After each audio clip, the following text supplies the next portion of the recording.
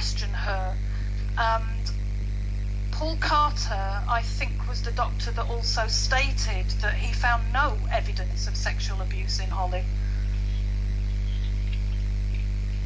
Yeah, Jack Boyle, we don't know. Jack Boyle we can't talk about because we've never seen Jack Boyle's reports. Also, the PCC.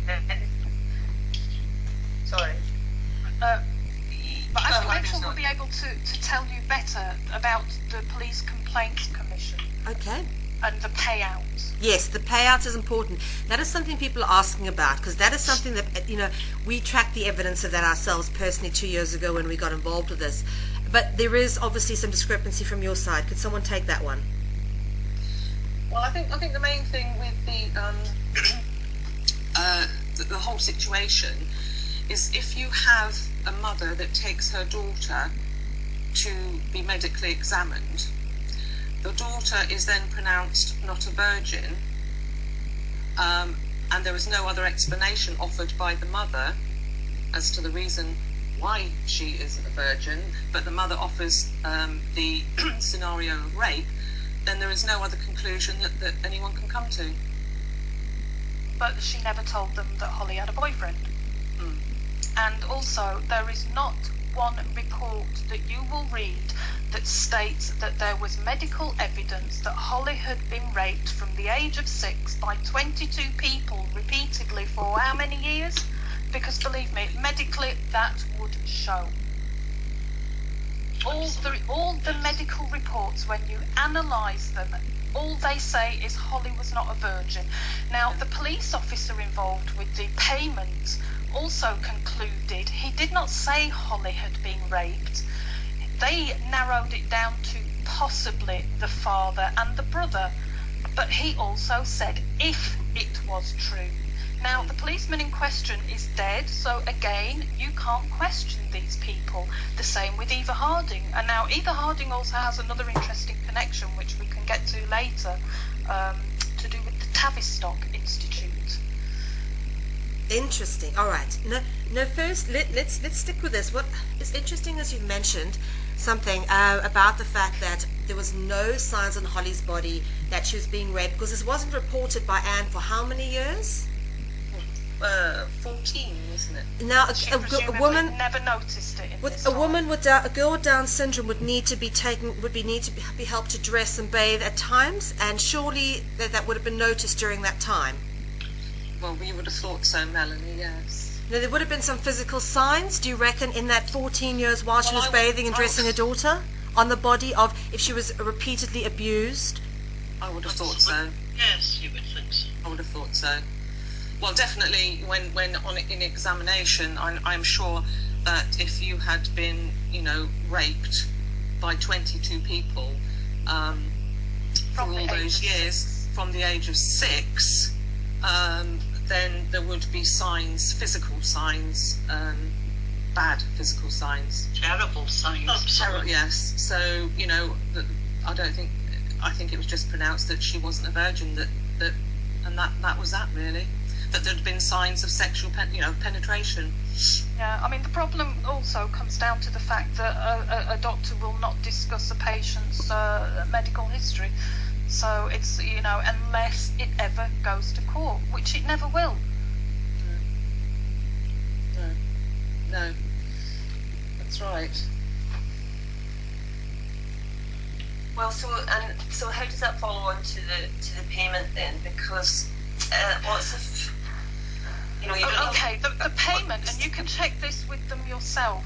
The we can leave a number for people to ring if they wish. We can put a number up there. I'll find one eventually. Yes, please for you. do. I will attach it to the clip, which I will put up. But please send us the number. And they can phone these people. They're very amiable. They're very nice, and they will probably explain it a lot better than we could, and probably be better for the people to hear straight from the horse's mouth how the payments are made. Okay. So I'll find that number for you later so that you can put that up. All right. But basically, you don't need to be. What is it? It doesn't need to be somebody found guilty when you get and it's also not an admission that somebody was guilty. It's probability.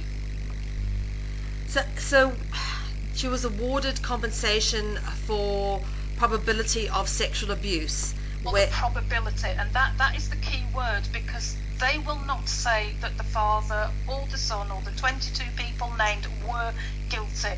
Given the information that they had, which again was biased, one-sided, and was never ever questioned, given the information they were provided with, they could only make a conclusion that Hollie may have been sexually abused, not was, not anyone was guilty, not blaming that person or that person, because there was absolute proof there wasn't. All they knew is Hollie was not a virgin. Anne offered no other alternate explanation as to why Hollie was not a virgin, therefore they paid out. And you can search on the internet and see that it's quite often people are paid out for the wrong reasons, or because they made a story up. Exactly. It's not an admission of anything. Okay.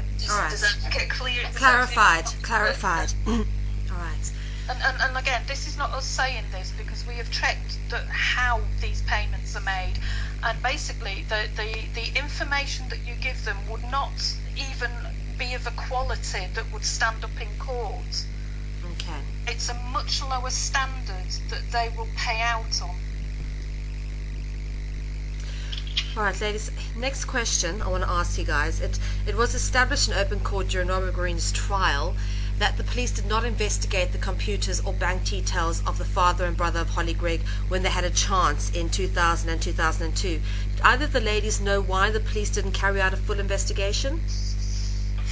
We didn't know what was going on at that time. We knew nothing about it. Well, I did, because I was accused then as well, but I didn't know what the police were doing. I didn't. But I was accused 10 years ago as well, as Dennis was. Well, let's talk about the relationships with that you ladies had with Anne Greig. What was you were friends? When I spoke to you the first time, you talked about the effect this has had on the brother, and he's devastated about this. Let's talk about that, your relationships with them, why Anne left Scotland, how that whole scenario evolved, what really happened as far as you're concerned. Well, you knew. Right. Well, I was a really, really close friend, probably the closest friend Anne had. Sorry, could I just clarify who's speaking there? Sorry, it's Wynne here. Wynne, okay, Wynne. Sorry, I know you and Sylvia are sharing a mic. All right, Wynne. Yes. Yeah. And my husband and I, we visited with them regularly. We went on holiday with them. We went runs with them. We were very close. And I would say there's absolutely no way that Hollie was ever abused, ever. No way. She was a very, very happy little girl, and she was loved by everybody. Yes, and her mother and father was very good to her. They were super parents to her. Absolutely. And her brother was brilliant with her as well. And she was just happy little girl. And you can actually see this in the pictures. If you look at early pictures of Hollie, you see she was happy. Look at her now. Yeah. Yes, she was she was always well cared for. Now she just looks bewildered and confused, and she was taken away from every person who loved her and who she loved. Everybody. And I think it was terrible to